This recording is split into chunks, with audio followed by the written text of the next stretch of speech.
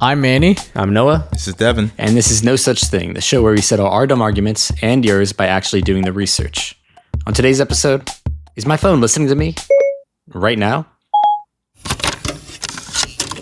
There's no such thing. No such thing.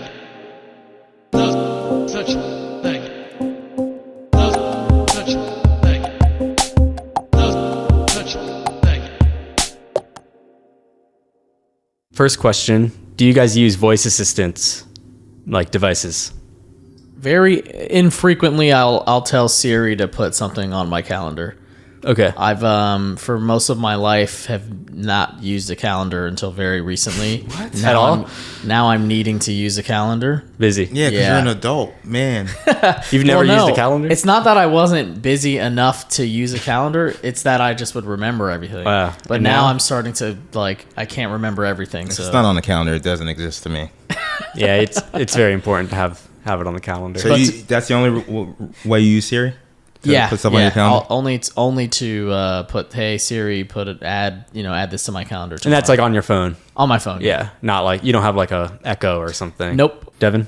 I'm an Alexa head, so a lot of shit in my apartment is set up to go through Alexa. And I really notice it when I go on vacation. You forget like how ingrained this stuff is into your life until you go somewhere where you can't do the thing. Because I'll be like, Alexa, what's the weather? And I'm in a hotel room. Talking like a crazy person. And it's like, or they're like, I'm having actually some issues this week with my Alexa. It's like, I got to restart it, whatever. It's not working. And I just have been putting it off. And then I'm like, how am I going to turn off the lights? Because the lights are tied to the Alexa, the music, like everything in my house is tied to these Alexa. So when Alexa doesn't work, I'm like, I'm very reliant on this. Yeah, I don't really do voice. The only voice activation stuff I do is like on my Roku remote where you press the mic and say a movie or whatever. Oh, yeah. Just because especially certain apps, it's the way they set up keyboards. It's horrible. It's insane. Like, why would you put the alphabet in one straight line? It makes no sense. I would rather you randomize it in a cube and it would be faster to type in stuff than do it that way. Yeah. So that's the only voice thing I can think of that I use. I never use Siri or I've never had like one of those, like an Echo or anything like that. But anyway, this is generally a topic that we've actually discussed for almost a decade now. Oh, God. Yeah. Taking us back to our days co-working in the office. Yep. We would, have our discussions that, would eventually become podcast episodes down the 10 line. years of down the course. line. Yeah. And if we caught someone, changing their story or backtracking, one of us would yell out something like, "Hey Alexa, play that back." Yeah. As if Amazon's Alexa had a feature that was recording and ready to replay whatever we're referencing whenever. In an argument. Now, to be clear, this feature doesn't exist and didn't then, doesn't now. It never really has. Do you guys remember any of these? Oh, I remember one All right. specifically. We got in a very heated argument about Katy Perry was hosting Okay, VMAs. I knew this was going to be the one for some reason. You don't remember this? Not really. I mean, I need to hear more. This might be the most heated argument we've ever had as friends. Yeah, we may not be ready to do this. But she was hosting the VMAs, and I was saying this is a really bad look for Katy Perry. She's too famous to be doing this, and this is going to be not great for her career. Like, this is a sign that she's on the downslope of her career. Okay. Obviously, this week, Katy Perry going to space, getting a lot of backlash for it. People not liking the music over the last 10 years. I'm not saying I So predicted you're it. saying because she did that VMAs, was the beginning of the end. It was the beginning and the end. your argument has been validated. Yes, but there was a lot of back and forth when there was a lot of, because Miley Cyrus had done it recently, I think right before. Yes. So we had asked, and when you get into those sort of conversations, every line you start to nitpick. So during that Who's conversation, more popular when? Yes, and how? exactly. And all this. Yeah. and there was a back and forth about Miley and whether or not that was good for her career. And my argument was Miley Cyrus was not on the level of Katy Perry. And that's when we had to bring in Alexa to play back the specifics of that conversation. So that was one argument where we asked Alexa to play it back. I remember. I don't remember that. That's hilarious. Wow. I'm sure I was chiming in. Oh, yeah, and that yeah. just proves to Yeah. you, like, back then I didn't even fucking care what I was arguing about. No, that was the thing. That was what the fun aspect of it is, like, who really cares about? Well, Yeah, yeah. neither of us even listened to either No. of these people. Yeah. I think this may have been too early, but the first time Manny and Noah met, There was Oh, this would be a huge great one. Yeah. there was It's not that interesting at all. no one else on, listening will be like, okay, who cares? But Manny introduced himself to Noah, and I would put money on it that Manny said, "Hi, this is Manny," Yeah. to introduce himself to Noah. And we were like, why would you introduce yourself by saying this is your name? And which is funny because now I do that at the Now start I of the say show. this is Well, Manny and at the honestly, beginning it's of like the I show. don't even know now what I even think happened. Like, You don't know. You two thought I said this is Manny. yeah, I mean Yes. that's kind of the stance I've held. Yes. I don't even know if I even believe you that. To believe be that? honest, It would have had to be been a yeah. complete like accident, but I feel strongly that I didn't say this is Manny. So what did you say? I would have said, "Hi, I'm Manny," Okay. or "My name is Manny." Kind of sounds like this is Manny. we'll ask is some Manny. hackers to find out. Yeah. This is Hi, Manny. this is Manny. Hey, this is Manny shaking your hand. All right. So Lex has been on our minds for a long time. And, most people have had some sort of suspicions about their phones and other devices listening all the time. You're talking about something that you haven't searched for, not something you've bought before or anything. And then you're on your computer or whatever later, and you're getting served ads for something related Yeah. to that. We've been talking about whether this is happening for a long time. I'm now fully convinced that it's happening. For a while, I've been like, okay, it makes sense when you type something that your browser is saving the cookies or whatever. It knows what you want to search for. But recently, Mia has been getting into gaming, and so she's been playing the Harry Potter video game. Pretty good game. I'll say nothing about the controversy surrounding it. I don't know what you're talking about.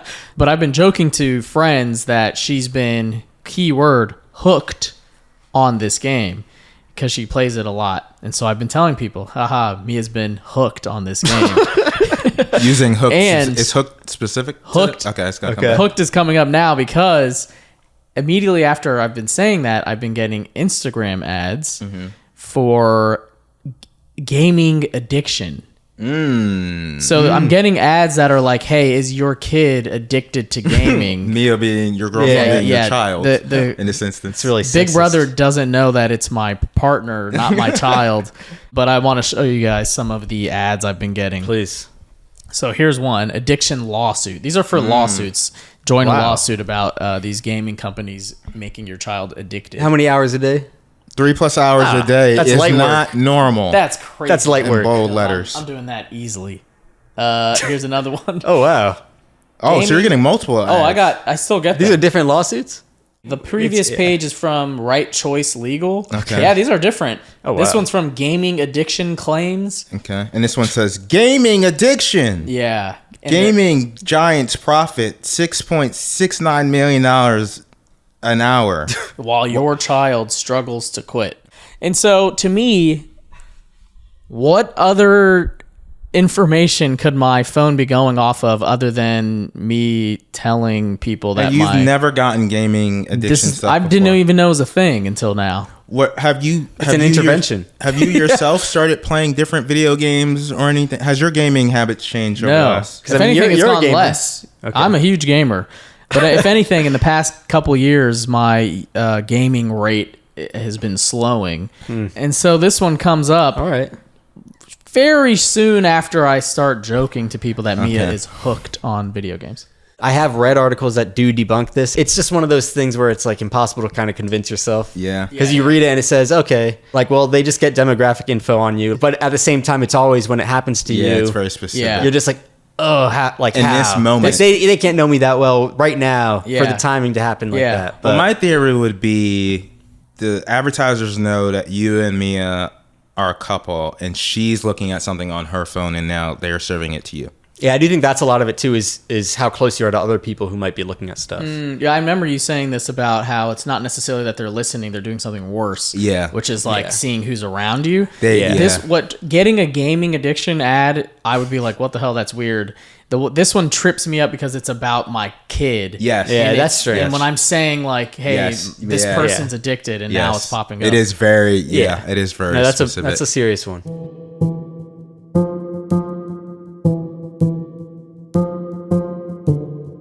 So moving forward, today's episode came from some news from our friends at Amazon. This is from an article in Ars Technica in March. Amazon will no longer let users opt out of sending their Alexa voice recordings to Amazon's cloud. This is meant to support their new AI feature, which is called Alexa Plus. The article points out that people might have privacy concerns after prior mismanagement of Alexa voice recordings in the past. Amazon accused of violating the children's privacy law. Amazon has agreed to pay $25 million to resolve this case. Amazon confirms thousands of employees around the world listen to voice recordings captured by that speaker in homes and offices every day. Questions, family discussions, financial matters, even intimate moments. And then they've also been used in criminal trials and things like that. Right. I think a lot of people shrug at a lot of this stuff and they go, well, I have nothing to hide, so who cares? Yeah. Like, if this thing makes my life easier in whatever way, then I don't really care if some Amazon person is listening to me. Like, yeah. beyond the tech thing, I remember, like, politically, a lot of people would say that too when, like, Edward Snowden was leaking all his stuff. And, you know, we know the NSA can just, you know, kind of wiretap anyone and listen to whatever. And people would say the same thing. Well, like, I'm not a terrorist, so like, if Obama wants to listen to me, like, go for it, you know. Yeah. And you know, whether it's like, well, I'd rather the country be safe if this is the cost, or you know, I don't personally value my own privacy or whatever. Yeah. So I kind of wanted to explore the erosion of privacy, not just in big tech, but also beyond. Of course, in more recent months, we've seen the Trump administration's kind of using this stuff as more of a scare tactic, where even, you know, you can write some op-ed or whatever, and then they're deporting you, these sorts of things. Yeah. I guess, what are your thoughts on that generally? Like, how concerned do you guys consider yourselves with your personal tech and privacy? Yeah, I've been on both sides of it. Like, I used to be, when I was younger, I used to be the person who was like, you know, I'm not trying to kill anyone, so I don't care if they're tapping into my thing. I'm not that worried about it. Now, as an adult, I'm like, oh yeah, wait a second, it doesn't matter if you're not gonna, you know, if your privacy is your privacy. You don't want just like any corporation or politician to be able to tap into it. And I ran into this recently because years ago, for a Business Insider video, I did one of those 23andMe ancestry I was thinking about this. tests. And recently they just announced that they're just like, I think they're bankrupt, and anyone can buy them and just have that information. Right. And back then I didn't care, but now I care, and I'm like, it just came back up, and I'm like, wait a second, I'm contacting 23andMe now to get like your stuff canceled, get my stuff deleted. Yeah. And there's a process you can do it with, but like, it's so long, it hasn't been deleted yet. And is my deadline until a company buys 23andMe? Yeah. And then they can just say no? Right. And So then they that's can what- so clone now- you. Yeah. Who knows? It's a situation where it's like, all right, if I don't know what it looks like if my ancestry gets into the wrong hands, so to speak, but you still want weird, it's your information. Yeah. Well, they've shown that they've used like the ancestry stuff to like say you have a cousin that commits a crime, or they think committed a crime. They could get DNA from a scene and say, we know from Manny that this is this guy actually over here. So yeah, these days I'm a little older. I think like, you know, your information is so unique, and it's like one of the only things about you that's private anymore. Yeah. And I think it's important to like, you know, find ways to keep it private. I lie to myself about this stuff because I try to pretend like, I'm all about my privacy, right? Like, there are certain things I won't do, right? It's like Whole Foods has the like, you can use your palm to pay for things. And I'm like, absolutely not. Yeah. Dude, Amazon, you're not getting my palm. But then it's like, I do all the fingerprint stuff with Apple. Apple has my Face ID. Oh yeah, I avoided Face ID for so long, and then once I maybe had to do it, I was like, oh yeah, this actually is really easy. Or like, it'll be things like that where it'll be like, I used to not log in, like when you're logging into a site and there's like, okay, you can just log in with Google. Yeah. I used to always just make my own password and keep everything separate, and then now I'm just like, I'll just log in with Google. It's the so now it's like, convenience if thing. anyone gets in my Google account, they got it's over. everything. Yeah. They got my whole life. It's over. We're clearly hypocrites. Like, I pay for Clear, which like has your eyeballs and like fingerprints shit. Your eyeballs. This is like 30 seconds after I do a spiel about keeping your information private. It's the thought that counts. It is, I guess the thing, right, is like this convenience, right? It's like, that's really it. I care about my privacy until it's too inconvenient to care about my privacy. And then I don't care, right? It's like the Alexa is so convenient. It's so convenient to be able to like turn on my music with my voice and like my lights, and to like, I have like a Ring camera, which is horrible, right? But it's like, I have a dog and I need to know when the dog walker comes and at what time. And, you know, it's like all of this stuff that it's horrible and it's surveillance and I'm like voluntarily giving up my privacy, but I'm justifying it by thinking this is making my life better in X amount of ways. And what is the likelihood that this is going to come back and stab me? But that is always what people think in these situations. They're never like, I'm giving up my privacy. Oh, no. And then it's like they're always like, it's no big deal. And then obviously it comes back to bite them. Yeah. So to spin out some of these questions, I'm going to talk to someone who can actually explain how tech companies like Amazon might use our recordings and why we should care or not. That's after the break. No such thing. No such thing. All right, we're back. I'm Manny. I'm Noah. Devin. So we're looking at how tech and voice-activated devices are impeding on our privacy. So I reached out to Andrew Kautz. He's Senior Editor of Security and Investigations at Wired to help debunk some rumors and put our fears to rest. Okay, not quite, but he was super informative. So I wanted to start with the basic scenario we talked about where you're chatting about something and then you get served ads for something related to that you never searched for before. Here's what he had to say. There have been many investigations to try to figure this out. And as far as I know, none of them have found evidence that the phone is actually listening to you. Though now, even as I'm saying it, I'm doubting that there's probably some instance at some point where somebody's found something. But in most cases, to the best of my knowledge, there's not widespread surveillance of your conversations from your smartphone happening all the time. I think typically what ends up happening is that you do search for something or someone close to you searches for something, somebody you're associated with searches for something. And then because the proximity of your device, your locations are aligned, then like you end up getting served ads for things that other people had searched for, or you just happen to input some information somewhere that made that ad pop up. And you just didn't realize it because we're not all able to keep in our heads every single thing we do constantly every day. The way that these ad systems work is basically like whatever data your devices are generating through apps, through web browsing, etc., you end up getting put into these like buckets. They call them segments. And so it's like white guy in his 30s who lives in Brooklyn, and that's going to be potentially a segment, and they can get really granular and they can be also pretty broad. And so we're not all as unique as we think we are in a lot of ways. Like that explains away a lot of the more creepy elements to online advertising. So not a particularly exciting truth, but I think it makes sense. Thoughts? Wow. So it's possible that Mia was Googling, is my boyfriend addicted to gaming? That's not where I went, but yeah, I mean, and then it's because of her proximity to my phone. It's like, I'm getting the ads for it. God damn. I was gonna ask who signed in when she's playing Harry Potter. Oh yeah, do you share an account? No. It's my PlayStation, but she has her own account. See, I think this is it. That actually kind of makes sense. I think this is it. Why? It's a new person who was not playing video games before. Oh, and like she's playing kid games. No offense. But like, Harry Potter or like Harry Potter could be, it's like it's probably teens playing.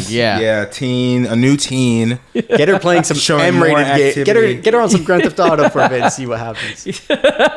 Like we do so many things that we don't even think about day to day, like he's saying. Yeah.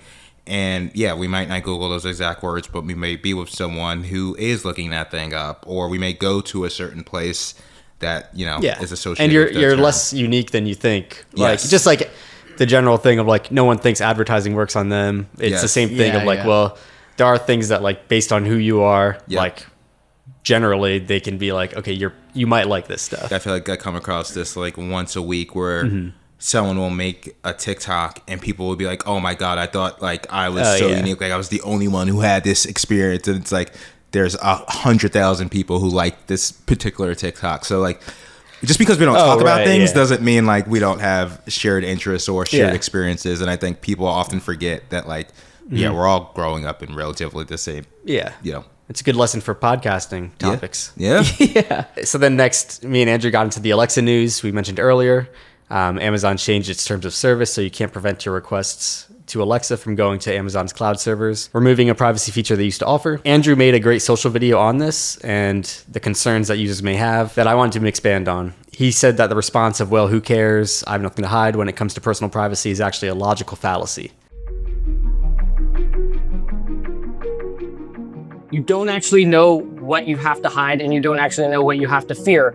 And I think we're living through a moment in time that's making that abundantly clear, where people are being essentially kidnapped off the streets for an op-ed that they wrote for their college newspaper, or any other types of speech that is, well, certainly isn't criminal, but is not even that provocative.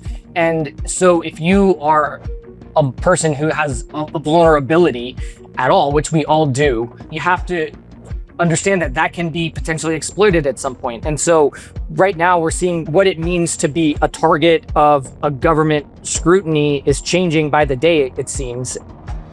You know, I would argue that you can think you don't have anything to hide and you can think you don't have anything to fear, but you aren't necessarily going to know that when we're seeing things retroactively being used against people that were previously fine and seemingly innocuous and are now deemed problematic or even criminal. That's when we're into really scary territory where you can't actually make that assessment. What that brought to mind to me is that we're often thinking about privacy in the moment in which we're doing the thing, right? We're like, Right. I currently am looking at X. X is not that bad currently. If someone sees this, who cares? Not thinking that, you know, like the woman wrote an op-ed for her school newspaper. I don't think she thought in that moment, oh my God, I'm going to get like, you know, deported because of this. It's like maybe I'll get some mean emails. Yes. But like, you know, if she would have today, she probably would not have written that op-ed. So we don't think about like these things that we are searching or looking up. Like our privacy doesn't just exist in a vacuum. There's, you know, there's going to be time that comes after whatever we're doing that those things may no longer be kosher. So that's his main thesis, and then he kind of breaks it into three major points for why people should think about their privacy. So number one, he says you don't know what's being recorded. So when you have one of these devices in your home, you may not be aware of when you're accidentally activating it or exactly when it's recording. Andrew says it's not only recording when you want it to, and there's no ability to edit that in real time. So losing that control is part of the price of having these devices around, no matter how convenient they might be. This happens to me all the time where like sometimes I'll be playing music and then the music lowers, which means Alexa is being activated, but like I haven't said anything. So like who knows if music isn't playing, how many times throughout the day it thinks I'm saying something and is recording me, not just ask what the weather is and other things. And it's like, I do a lot of talking in my, you know, even just like work meetings and stuff, right? Not every time you talk, you're talking to your smart speaker or smart device. So keeping in mind that you don't know what it's actually recording. Point number two is that you don't know how the company will use your data once they have it. They can take that data and kind of use it for business purposes that I'm sure are laid out in a terms of service that nobody read or a privacy policy that nobody read that are probably more expansive than you think. We do know that they use it for training AI. We know that they are, you know, collecting this data and having certain employees listen to the recordings. So there is a human element, or at least historically there has been. And then the other category is what other people are going to do with that. That can include Amazon employees who get fired and then are mad and take all the data and post it on the internet, or it can include hackers. Amazon is good at security, but it can get hacked too. Like anything that can be designed can be hacked. And so you have to just assume that it's going to get out there at some point and kind of what that would mean for your life if it did. So that one reminded me of the recent story about 23andMe that you brought up earlier. I asked if there is risks of something similar happening to, say, Amazon. Andrew said that Amazon is, of course, like an extremely huge and wealthy company, so it's unlikely they go bankrupt the same way. But we're still at the whims of their future business dealings, and companies also just don't last forever, so they could always kind of spin off their AI segment and sell that somewhere. Whenever 50 years ago, Sears or something going out of business would have been crazy, and then they did. So it's like, you know, these things only last so long. Once that data is out of our hands, it's out of our hands, you know? Yeah, you never know. Like we might launch like no such thing warehouses that take Amazon out of business. We're planning on it, soon. Stay tuned. 2026. Well, I think about it too when Amazon acquires a lot of companies, right? When people become like medical companies and stuff. Yeah, it's like, okay, I got, you know, when I signed up for this thing, I didn't realize that Jeff Bezos would one day be like controlling this data. So you never, even if you trust the company currently that has your data, you don't know where it's going to end up down the line. His last point, number 3, is that privacy just as a concept is important. I've been covering privacy for probably about the past 15 years or so. And, you know, one thing that's striking to me is just how many of the doomsday scenarios that people in the early aughts laid out of what could happen actually has come to fruition. Not just in secretive ways, but like entire business models being built around privacy violations.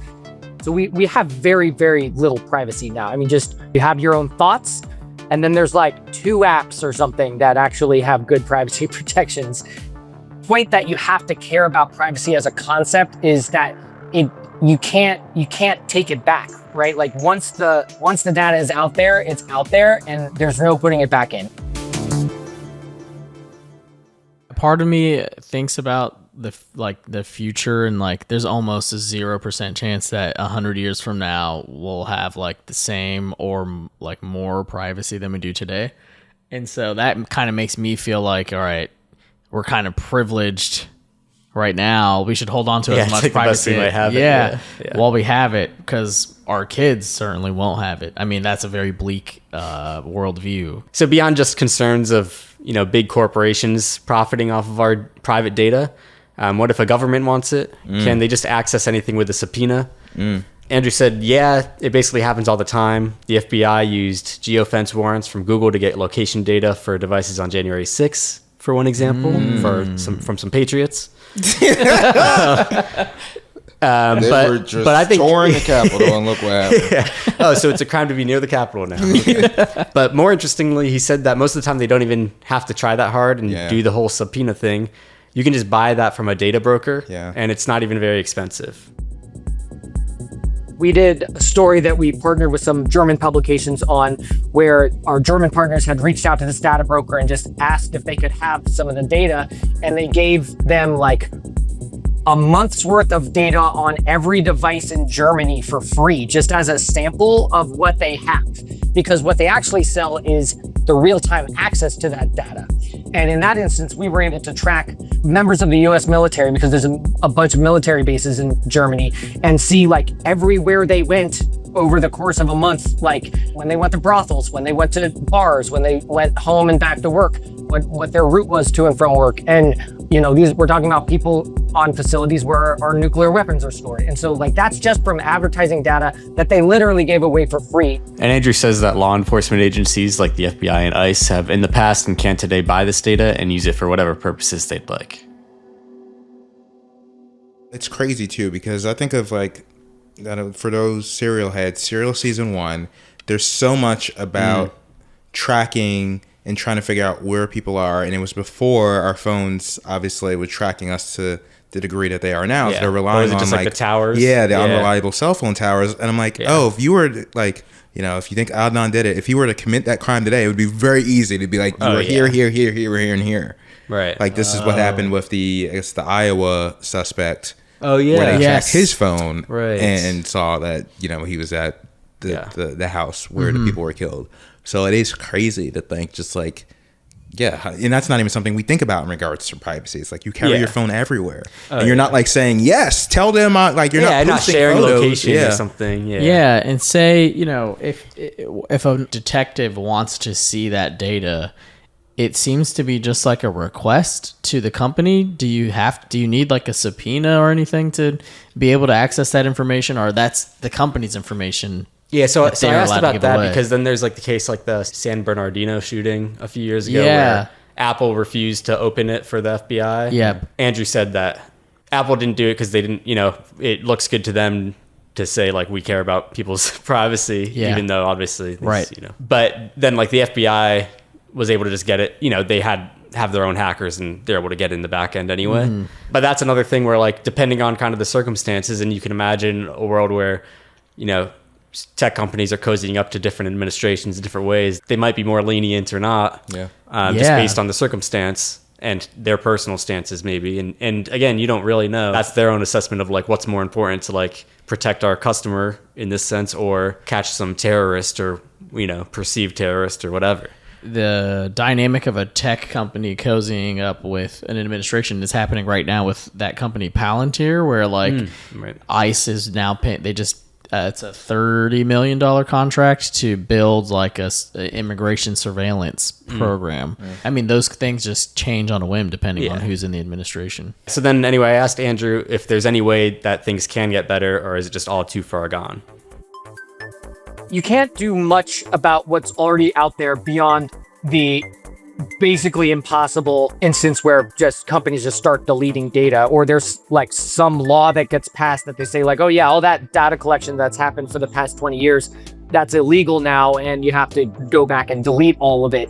That's not going to happen. But he says we could see a digital privacy law passed on state or federal levels, which could make for more transparency on what's actually collected and maybe put some terms on it being deleted. Andrew says some countries in Europe right now and even in China have better data protections than we do. So there are ways to improve on where we are, even if we can't quite ever reverse the destruction to our collective privacy so far. It's good to have a little bit of optimism. Yeah, carry we can move to forward. China. Yeah. I will say too, there is a lot more of a focus now, at least with kids, on their privacy and data companies.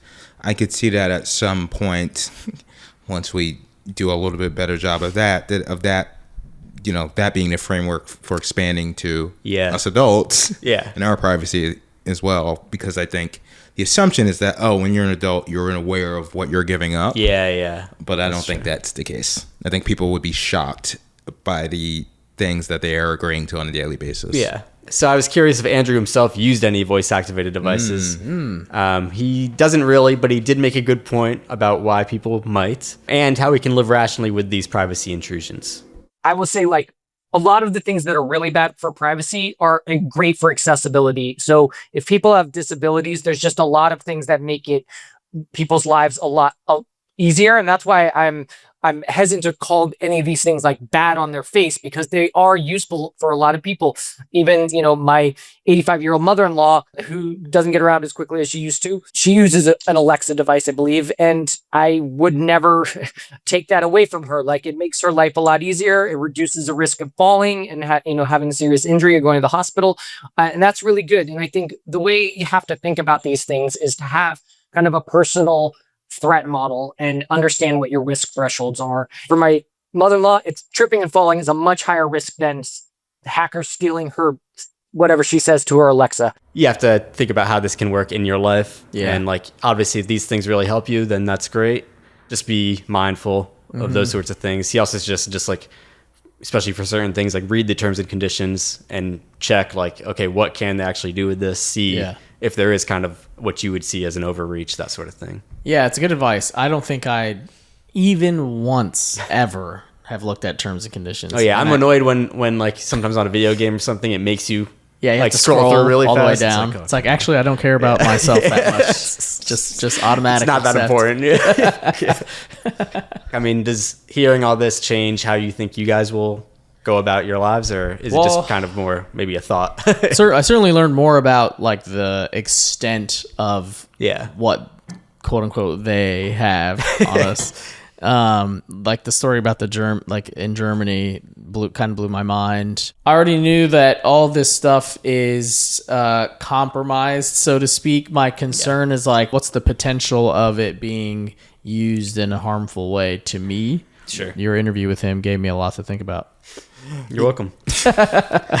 Doing God's work. No, I think the thing that I didn't quite think about was, how can this stuff be weaponized in the not so distant future, right? And I'm always thinking about things within a context of now, right? And not like, 10, 15 years down the line. If I don't know, if someone knows that I listen to Kanye, it cannot be used against me in some court of law or something, you know, if it's no longer cool to do that. And I always thought of privacy as in, what am I doing in this moment? If I were caught now doing this thing by someone, how bad would that look? And I'm like, I'm not doing anything that bad. But it's like, norms change. And you never know if someone has some case they're trying to build against you. How they can spin anything. Yeah, look at I ain't touch her name. All right, thank you for listening to this thing. We could cut that out. No such thing. No such thing. No Such Thing is produced by Noah Friedman, Manny Fidel, and Devin Joseph. Theme music is by Manny, with additional music by Zeno Pitarelli. Big thanks to our guest today, Andrew Kautz from Wired. For related links and research, please subscribe to our newsletter at nosuchthing.show. And if you have a question you'd like us to tackle or want to say anything, shoot us an email at mannynoahdevin@gmail.com. Lastly, if you like the show, please follow us wherever you listen and give us a 5-star rating and write a nice review while you're at it. It really, really helps a lot. Thank you to the loyal NST heads out there, and we'll talk to you again soon.